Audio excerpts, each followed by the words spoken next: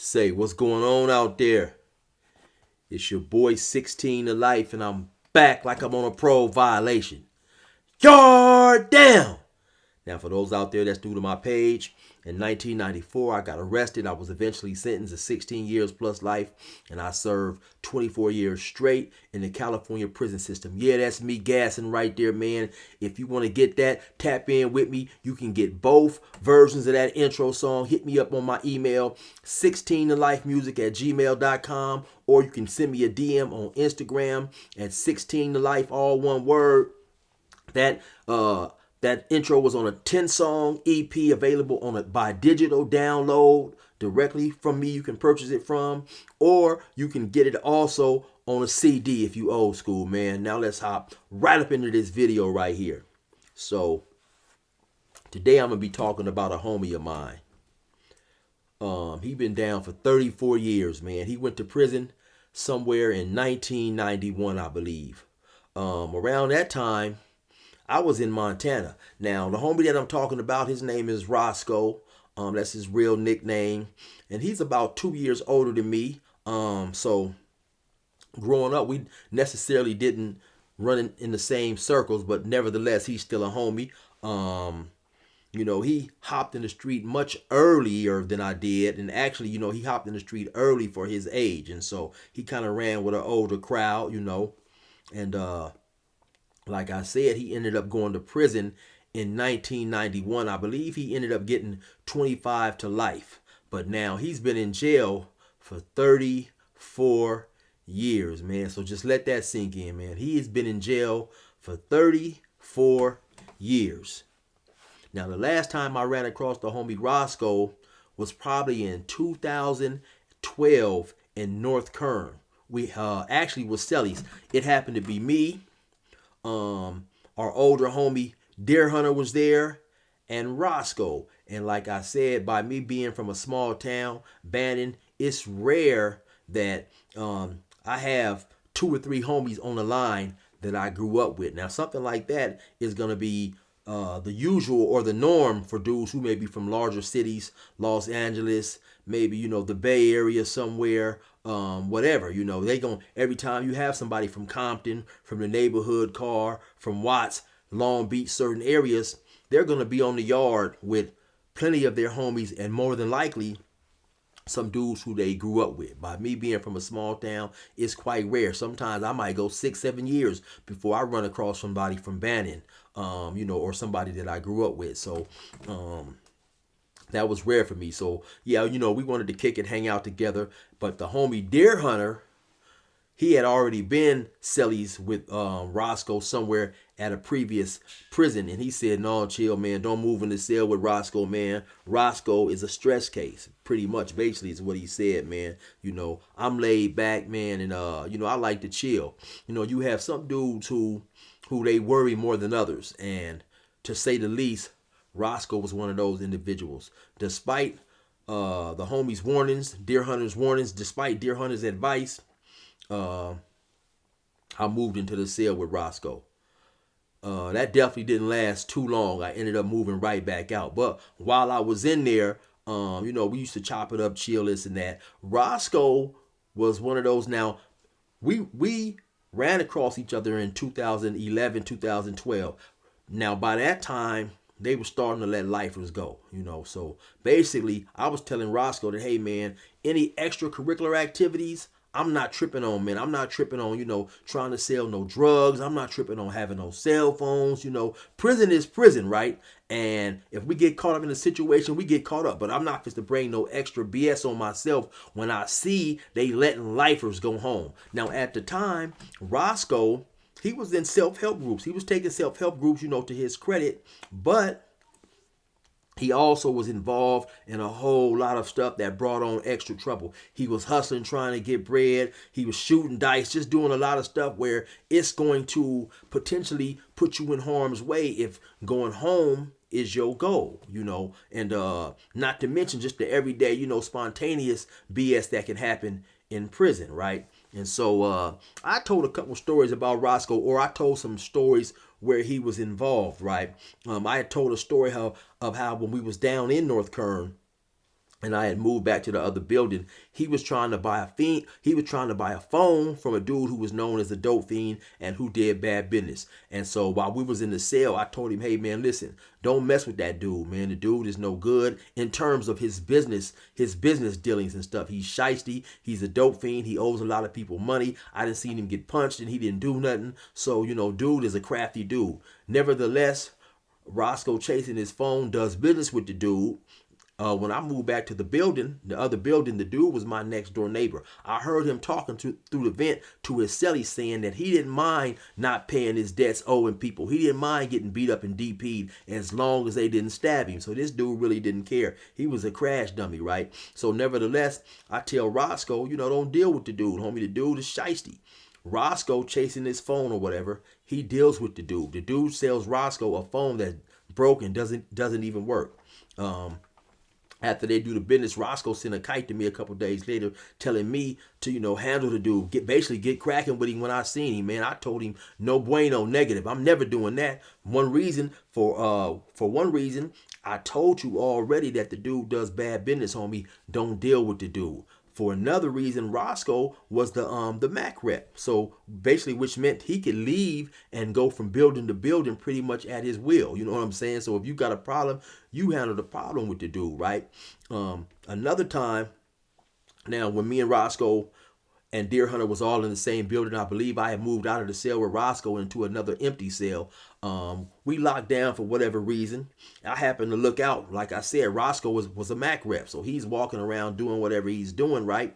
And I told a story about a dude down there also in North Kern who was wild. This dude was running around, scrapping, fighting, getting into a lot of trouble. And, they said that he had a year or two left to do in the States.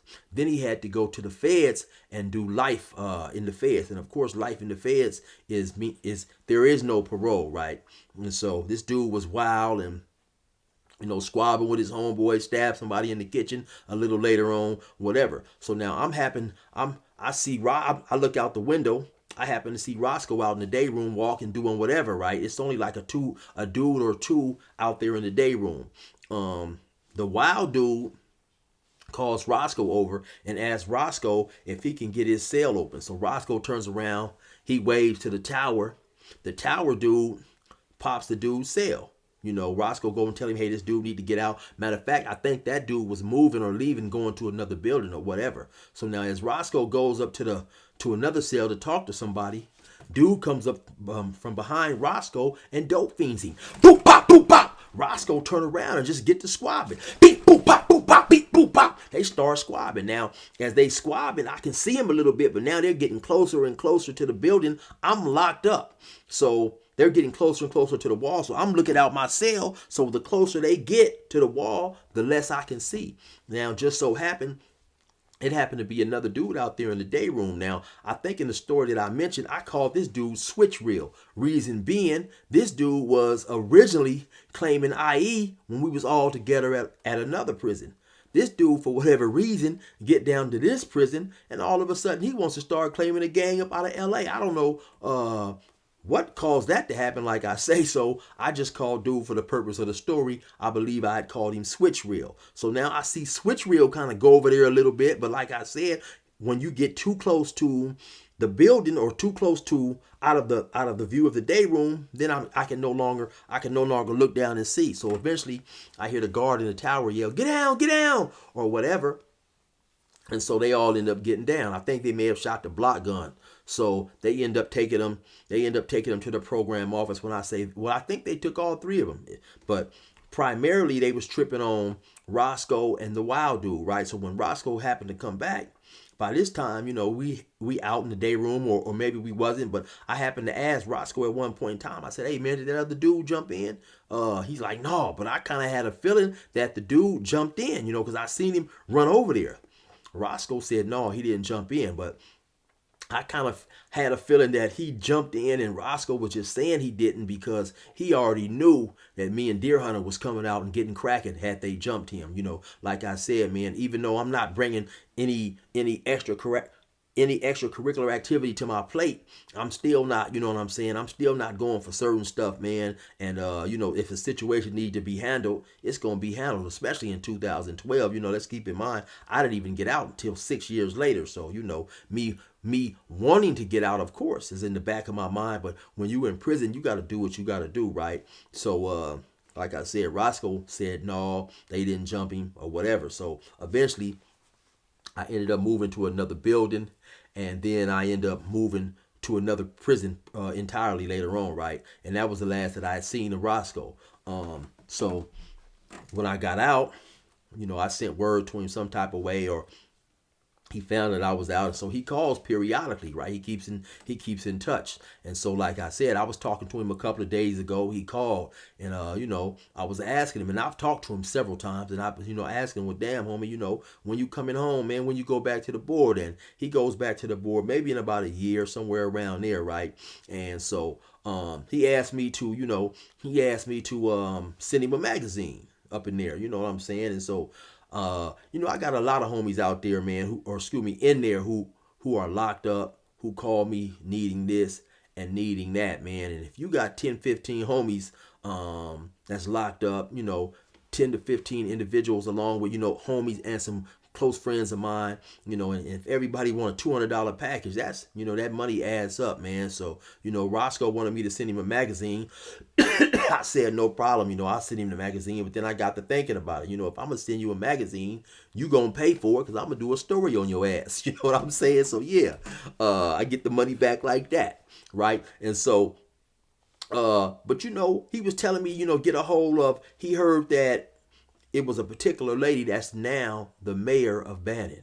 And he wanted me to get a hold of her so she could write him a letter, pretty much just like a support letter when he goes to the board, And I told him, yeah, I've seen her from time to time, and I may, if next time I may bump into her, and when I do, I'll definitely forward the information. But I told him, hey, homie, listen, man, I'm out. She didn't write me no support letter. The main thing you have to do, homie, is do the things that you need to do to get your freedom. This is what I tripped on, man, when I was in prison, right? Because I know a lot of times you have dudes locked up for a long amount of time. They go to the board, they get denied. Lifers was systematically being denied, and so it eventually causes a person to get despair and to lose hope. But then turn around when they revamp the board, and now you see individuals going home. You see dudes who may have stabbed somebody 2 or 3 times at other institutions that you were at, getting dates and going home. Why wouldn't that give you incentive to do the things that you needed to do to put yourself in a position to come home? You know what I'm saying? Roscoe was the homie, got love for him, but he was one of those dudes that was in prison worried about the wrong thing. Keep in mind now, it's like I said, man, I've been out 7 years. I seen me and Roscoe with Cellies 13 years ago. The dude has been in prison 34 years, man. That's a long, long time.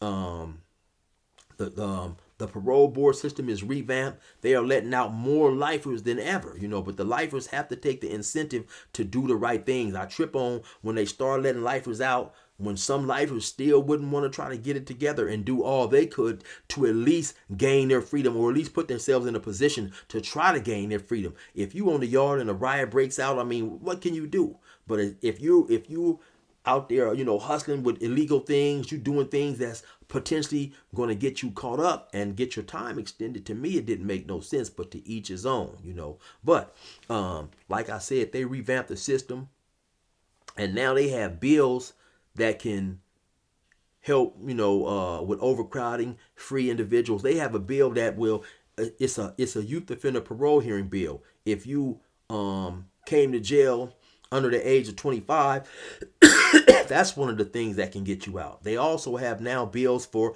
elders who have been in prison for a long time and over the age of 50, and some of those bills can help, let lifers out. Well, I'll be damned, man, if my homie Roscoe don't qualify for both of them. He qualifies for the youth offender bill and the elderly bill.